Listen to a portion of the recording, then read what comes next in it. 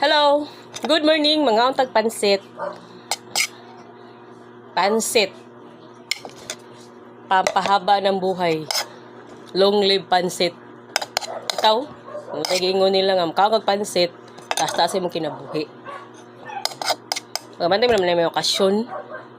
Daghan kayo magluto og pansit. Wag yun na din mo ang pansit. Hindi na absent na. Hindi na present ng pansit. Ang insik ito, hilig ba kayo mga pansit?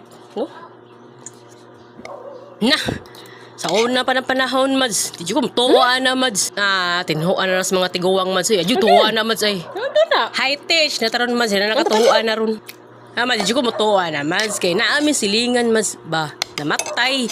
Sige siya kaon pansit. Kaya nagtuo siya. Mataas siyang kinabuhi. Pero ang sa natabo, namatay siya kalit. Sure, oy. Lagi ang hinungdan pansit. Namatay sa pansit. Lagi. Bata palagi kaayo. Si kaog pansit, Natigok lagi. Bata pakisanan. Kabata pa na niyo. Tigok na siya. Ang nagtuo man siya nga malungliv siya kinaog pansit. Tawa. Sige siya kaog pansit. Namatay no bata. Sige lang, sa libang pansit, sad. Natigok. Ang sarili mo, Kana. Kuha nagyan siya. Diyan nagyan kutob yung kinabuhi. Dili pa sa ilang pansit. Alam nga, kinatukay man ako siya sa pansit si kinaon. Diyan nagyan siya kutob. Diyan nagyan siya. Mga gani, Mads, di ko mutuwa ng pansit, pampahaba ng buhay, pangpalunglib. Tanawa siya, si kaog pansit, namatay anog sa'yo. Wala yung mutuwa lagi ng istorya, ha?